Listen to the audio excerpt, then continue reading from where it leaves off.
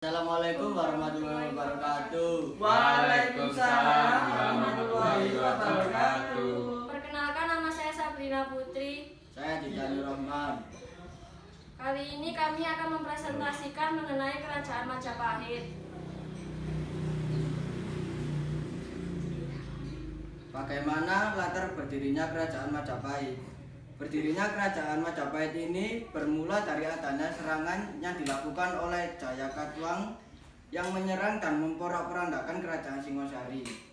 Akan tetapi, Raden Wijaya yang ditugaskan untuk menghadang pasukan di sebelah utara ternyata mendapatkan serangan lebih besar yang dilancarkan dari arah selatan. Raden Wijaya pun memutuskan untuk kembali ke istana.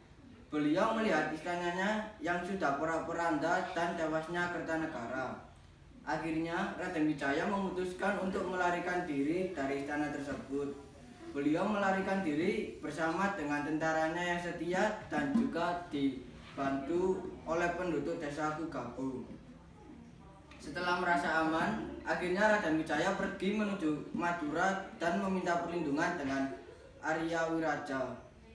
Kemudian Arya Wiraja memberikan hadiah kepada Raden Wijaya, yaitu hutan tari agar diurus untuk dijadikan sebagai daerah kekuasaannya. Kemudian hutan tari tersebut dijadikan sebagai sebuah desa yang diberi nama dengan sebutan Majapahit. Kata Majapahit sendiri awalnya diambil dari nama,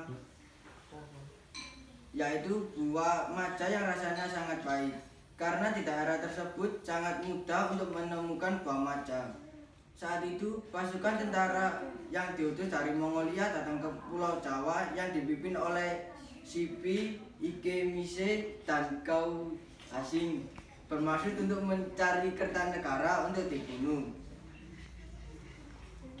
Kondisi inilah Raden Wijaya memanfaatkannya untuk melakukan penyerangan kepada pasukan Mongolia. Kerajaan ini mencapai puncak kejayaannya dan menjadi kemaharajaan raya yang menguasai wilayah di Nusantara pada masa pemerintahan Hayam Wuruk pada tahun 1350 sampai 1389.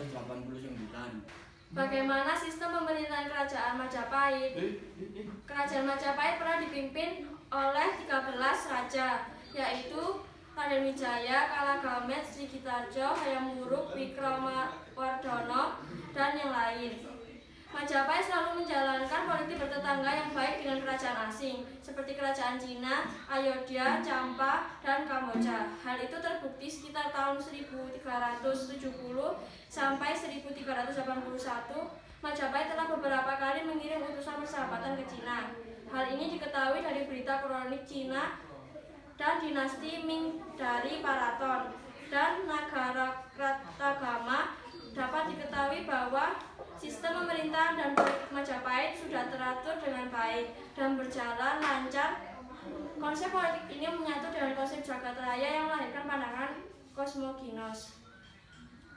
Bagaimana sistem ekonomi Kerajaan Majapahit? Di bidang ekonomi, Hayam Wuruk menaruh perhatian pada pertanian dan perdagangan dengan menjadikan Tuban sebagai salah satu pusat perdagangan Majapahit. Prasarana perekonomian dibangun seperti jalan, lalu lintas sungai, dan pelabuhan. Pelabuhan yang besar antara lain Surabaya, Gresik, Tuban, dan Sedayu. Barang dagangan yang diperjualbelikan antara lain beras, rempah-rempah, dan kayu cendana. Bagaimana sistem sosial Kerajaan Majapahit? Kehidupan sosial Majapahit aman, damai, dan tentram. Dalam kitab Nagarakretagama disebutkan bahwa Hayam Wuruk melakukan perjalanan keliling ke daerah-daerah untuk mengetahui sejauh mana kemajuan dan kesejahteraan rakyat. Perlindungan terhadap rakyat sangat diperhatikan. Demikian juga peradilan dilaksanakan secara ketat. Siapa yang bersalah dihukum tanpa pandang bulu. Bagaimana sistem kepercayaan Kerajaan Majapahit? Pada masa Kerajaan Majapahit berkembang agama Hindu, Siwa, dan Buddha. Kedua umat beragama itu memiliki toleransi yang besar sehingga tercipta kerukunan umat beragama yang baik. Raja Hayam Wuruk beragama Siwa, sedangkan Gajah Mada beragama Buddha. Namun mereka dapat bekerja sama dengan baik. Rakyat pun ikut meneladaninya. Bagaimana peninggalan budaya kerajaan Majapahit? Yang pertama adalah Candi Jabung. Candi ini pernah disinggahi oleh Hayam Wuruk pada tahun 1359, yang mana saat itu Hayam Wuruk berlawat mengelilingi Jawa Timur. Candi ini dapat kita temukan di Desa Jabung, Paiton, Probolinggo, Jawa Timur. Yang kedua adalah Candi Tikus. Candi Tikus juga sama-sama berada di situs arkeologi Trowulan di Dukuh, Jambu, Mente, Desa Becijong, Kecamatan Trowulan, Mojokerto, Jawa Timur. Candi ini masih terdapat di dalam bawah tanah sebelum akhirnya ditemukan dan digali pada tahun 1914 dan kemudian dilakukan pemugaran pada tahun 1984 sampai dengan 1985. Yang ketiga adalah Candi Wiringin Lawang.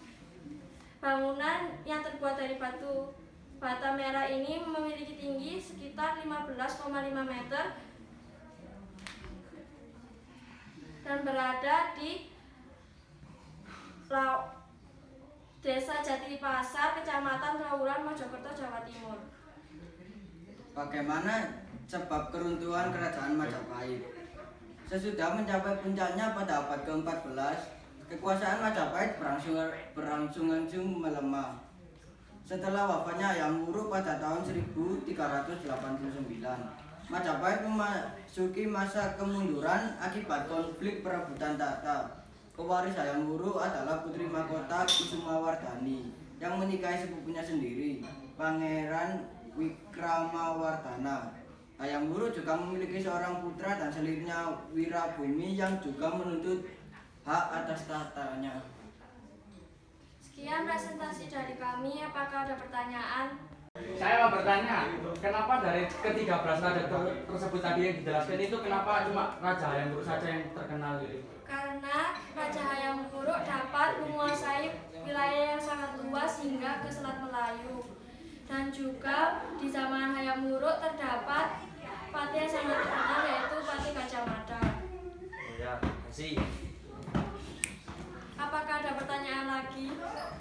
Tiga. Karena sudah tidak terdapat pertanyaan, kami akhiri presentasi kami. Wassalamualaikum warahmatullahi wabarakatuh. Waalaikumsalam warahmatullahi wabarakatuh.